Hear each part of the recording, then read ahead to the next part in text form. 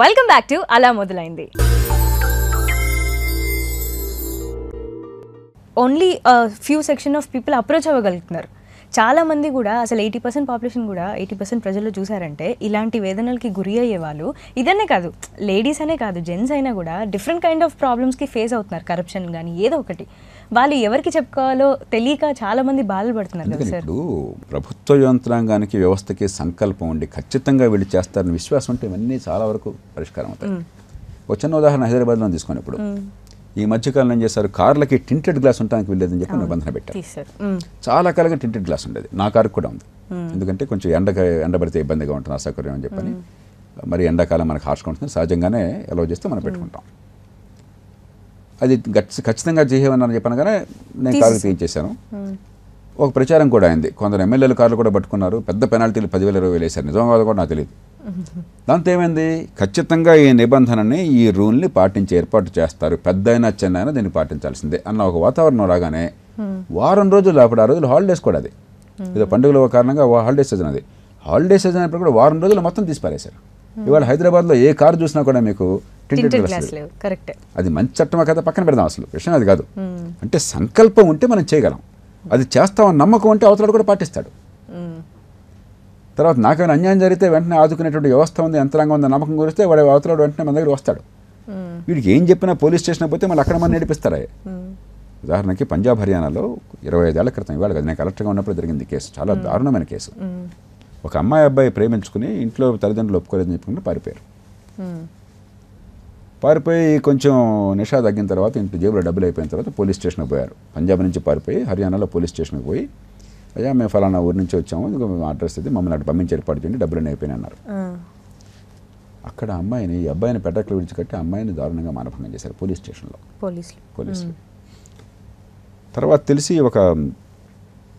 వాళ్ళలో ఒక ముసలి పోలీస్ కానిస్టేబుల్ దీనిలో పాలు పంచుకున్నాడు, కానీ చూసినవాడు అతనికే మనసు బాధపడి అతను సాక్ష్యం ఇచ్చేసరికి శిక్ష పడింది. దాని మీద హైకోర్టుకి అప్పీలిస్తే హైకోర్టులో కూడా శిక్ష పడింది. సుప్రీంకోర్టుకి వెళ్తే సుప్రీంకోర్టు ఏముంది, ఈ అమ్మాయి ఇప్పటికీ అబ్బాయితో పారిపోయింది కాబట్టి ఈ అమ్మాయికి శీలం సరైనది కాదు, కాబట్టి శిక్ష కొంచెం తగ్గించాలని చెప్పి శిక్ష తగ్గించారు. అంటే సమాజంలో ఒక చాలా మూర్ఖపు ధోరణులు, ఆడదే ఒక ఆస్తి అన్న ధోరణులు ఈ దేశంలో అన్ని స్థాయిల్లో ఉన్నాయి. అలా కాకుండా ఖచ్చితంగా శిక్ష పడుతుంది, పెద్ద చిన్న తేడాలని చెప్పిన నమ్మకం కుదిరిందనుకోండి, పరిస్థితి మొత్తం మారిపోతుంది. ఆ పోలీస్ స్టేషన్కి వెళ్తే నాకేమన్నా అవుతుందనే భయం ఉంటే ఆడపిల్ల పోలీస్ స్టేషన్కి వెళ్తుంది. ఏ పోలీస్ స్టేషన్కి వెళ్ళినా, ఏ అధికారి దగ్గరికి వెళ్ళినా కూడా నాకు న్యాయం జరుగుతుంది, నాకు ఏమీ భయం ఉండదు, నా స్వేచ్ఛకు భంగం కలదని చెప్పి నమ్మకం ఉంటే అప్పుడు మనం కంప్లైంట్ చేస్తాం.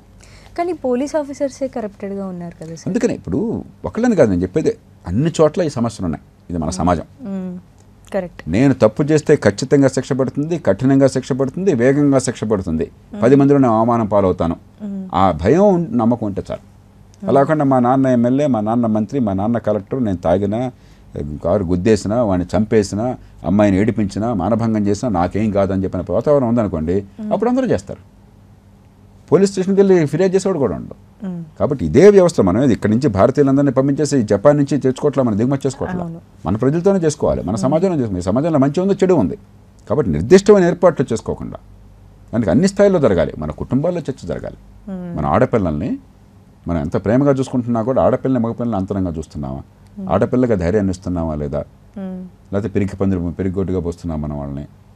అట్లాగే పక్కన ఆడపిల్లకి అన్యాయం జరుగుతుంటే మనం నిలబడిన గట్టిగా బుద్ధి చెప్తున్నాం, లేకపోతే మనకెందుకు మనం మూసుకెళ్ళిపోతున్నామా, ప్రతి స్థాయిలో కూడా జరగాలి. సార్ మీరు రైట్ టు ఇన్ఫర్మేషన్ యాక్ట్ని ఇంట్రడ్యూస్ చేశారు కదా, రైట్ టు ఇన్ఫర్మేషన్ యాక్ట్ వచ్చాక కూడా సరిగా ప్రజలకి ఆ ఇన్ఫర్మేషన్ అనేది అందుతుందని అనుకుంటున్నారా? అంటే ప్రీతి, మన సమాజంలో మనం అనుకుంటున్నాం అంటే ఏదైనా సర్వరోగ నివారణ అనుకుంటున్నాం, గులికేసుకుంటే అన్ని పరిష్కారాలు అవుతుంది. ఇది పరిష్కారం కాదు. రైట్ టు ఇన్ఫర్మేషన్ కోసం చాలా కాలం పోరాడారు. అలాగే నాతో పాటు సోదరి, నాకు సన్నిహిత మిత్రుడు మన అరుణారాయ్, ఆమె పోరాడింది రాజస్థాన్ నుంచి. మేము ఇద్దరం కలిసి దాన్ని జాతీయ సలహా మండలి ఇద్దరం సభ్యులుగా ఉండి దానిలో ప్రతి అక్షరాన్ని చివరికి నిర్ణయం చేసే అధికారాన్ని నాకు ఇచ్చారు. ఎందుకంటే అన్ని ప్రయోజనాలని సమన్వయం చేసి బ్యాలెన్స్డ్గా చేస్తాను నమ్మకం ఆనాడు ఈనాడు కూడా ప్రజల్లో ఉంది నా మీద.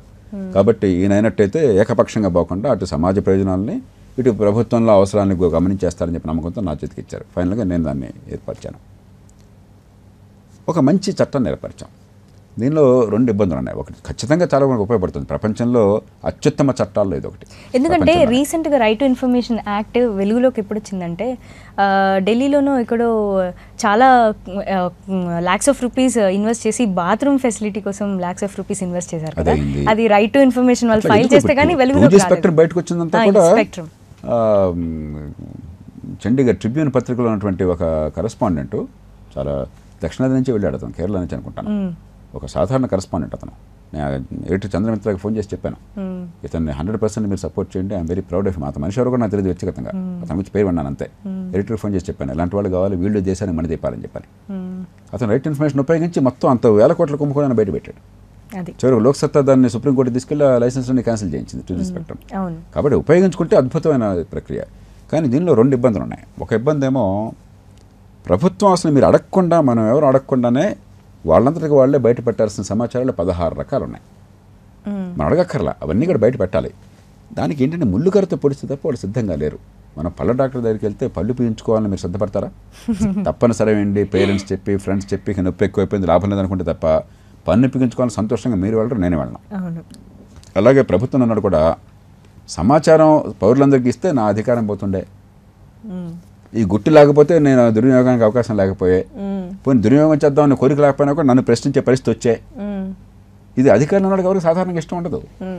కాబట్టి వాళ్ళు బలవంతంగా మీరు చట్టబద్ధంగా ఇవ్వాల్సినవన్నీ కూడా వాళ్ళు ఇంకా పట్టి కూర్చున్నారు, మూసిపెట్టి కూర్చున్నారు. రెండో సమస్య, ఇప్పటికి కూడా ఈ ప్రజల్లో చట్టం ఉన్నా అధికారం ఉన్నా కూడా ఎలా ఉపయోగించుకోవాలో తెలియదు, ఉపయోగించుకునే ధైర్యం లేదు. కాలక్రమేణా బాగుపడుతుంది. ఒక్కరోజు అన్నీ జరగకపోయినప్పుడు ఖచ్చితంగా దేశంలో మౌలికమైన మార్పులు అంది పరిగెట్టిన ఒక చట్టాల్లో అదొకటి. ఇది ఒక్కటే చాలదు నేను చెప్పేది, ఇప్పుడు కూడా చాలా అవసరం. అవసరమైన ప్రతి కూడా సరిపోతుంది అనుకోవద్దు, ఇంకా చాలా చేయాల్సిన అవసరం ఉంది. జయప్రకాష్ గారితో జరుగుతున్న ఈ ఇంటర్వ్యూ రేపటి ఎపిసోడ్లో కూడా కంటిన్యూ అవుతుంది. So don't miss it.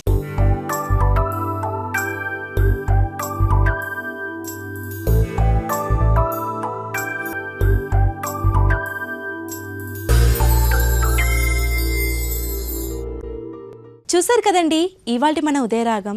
మరొక్కసారి ఆర్వీఎస్ ప్రేక్షకులందరికీ నూతన సంవత్సర శుభాకాంక్షలు తెలియజేస్తూ ఈ సంవత్సరం మీకు అత్యంత శుభప్రదంగా జయప్రదంగా ఉండాలని కోరుకుంటూ తిరిగి రేపటి ఉదయరాగంలో మళ్ళీ కలుద్దాం. అంతవరకు సెలవు, నమస్కారం.